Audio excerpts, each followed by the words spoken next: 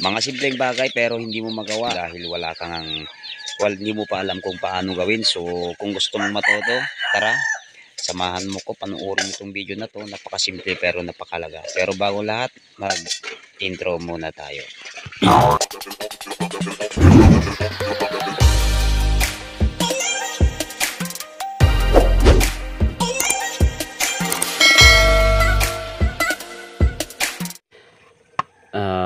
Ayaw umandar yung ating mower, may kuryente, okay yung kanyang spark plug, and ginamit lang mga ilang beses at ayaw na daw umandar.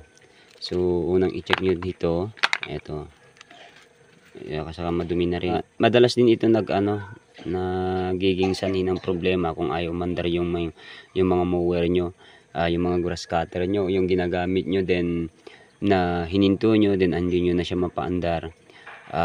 Nagiging dahilan din to, pwedeng basa to. Pag basa, i-check nyo to, pag hindi nyo na mapaandar, pigain nyo kasi binabasa ng ng gasolina at saka langis. Sunod yung tingnan dito sa may baba, ayan yung kanyang pump, yung kanyang fuel pump. Pag sira yan o may butas na kahit napakalit yan, mapaandar mo pero namamatay. At kung malaki na yung kanyang butas, ay siguradong hindi mo na mapapaandar yan kasi nga hindi na aakyat dito yung ating gasolina sa kanyang hose. Sumisingaw na dun sa kanyang pinaka pump ng ating brush cutter. So check nyo mabuti yon. Kaya tulad nito, kaya hindi niya mapaandar ay ayan, ang laki ng butas. Ayan, may butas siya, kaya hindi na niya mapaandar at dinala na dito kasi nga ayaw daw umandar. So chinek ko at ayun nga, may butas, kaya talagang hindi aandar yan pag may butas. So meron tayong extra dito, ayan, nasa 20 to 35 pesos lang naman, mura lang.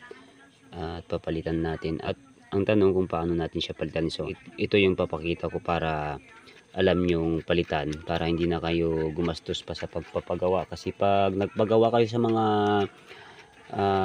technician o sa mga gumagawa, ay siguradong sisingilin na naman kayo ng mga 200 at o mas higit pa. So, yung napakasimple naman gawin, kayang-kaya nyo naman para alam nyo kung paano nyo palitan. So alisin nyo lang dalawang Allen wrench na tornilyo dito, at alis nyo, yan, hugutin nyo lang, ayan siya.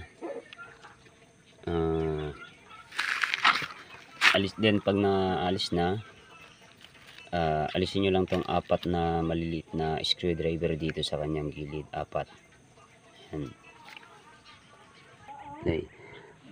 Alisin mo lang tong 4 na maliliit na screwdriver dito. Kung napansin nyo, ayan yung kanyang butas, ayan, yan ang laki. So sanhi yan kung hindi nyo mapaandar ng yung mga brush cutter nyo. Yan yung kadalasan nangyayari sa mga 4-stroke. Madalas nangyayari yan. Kung hindi mo pinapansin yan, kahit napakalit na butas lang ay sisingaw dito at hindi na makakaakyat yung ating gasolina. Kaya pinapasukan na ng hangin tong dalawang hose tong mga hose natin.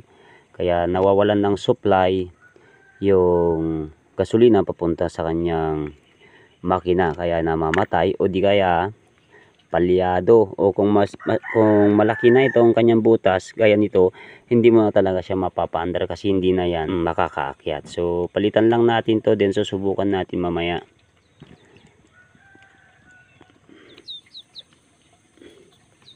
Para hindi kayo mahirapan mga guys, pag nalis niyo yung mga screwdriver, hawakan nyo dito at sa dito para hindi na, baka malito kayo pagbalik dito pagka naalis lahat kasi may spring dun sa loob. So hawakan mo dito at saka dito, saka mo alisin yan para hindi na kayo mang problema pa sa pagbalik. Ayan. Basta wag mo lang siya bibitawan.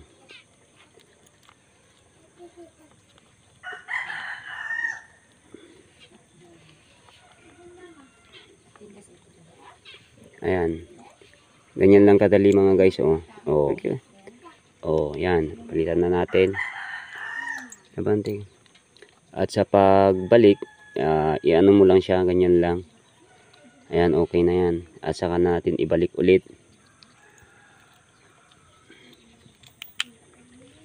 Ayan. I-ano mo lang. Ibalik lang natin ganyan. Mukot-kot siya na ito. Ayan.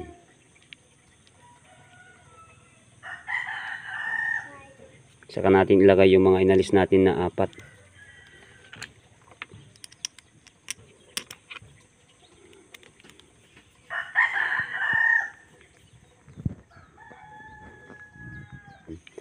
Madalas kong nakaka-encounter to, yung binabalik na pinapagawa nila dito na hindi na nila kayang ibalik tong kanyang carburetor spray. So i-test na natin siya, i-pump kung meron siyang gasoline dito na aakyat.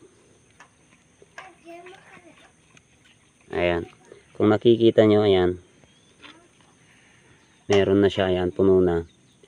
Kasi nga pag may butas yan, sumisingaw siya, hindi na nakakargaan tong kanyang hose, kaya yun ang dahilan kaya hindi na siya umaandar. So hindi tulad dito, ayan, punong-puno, walang kahangin-hangin. So okay na yan, ilagay na natin. Damdama anak ko. Ganyan lang kasimple mga guys, no. Ayan, ano mo lang dyan, ayan. Then ano mo, saka mo ibalik doon.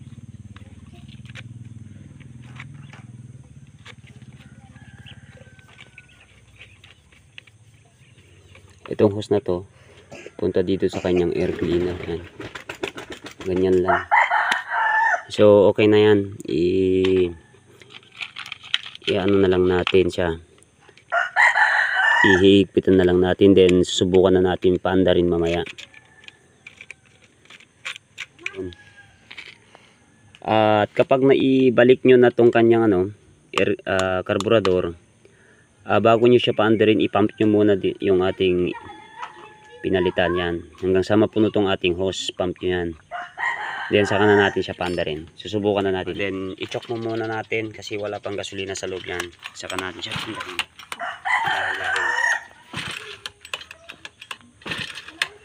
Saka ibaba na natin yung kanyang choke, i-on hingga dyan.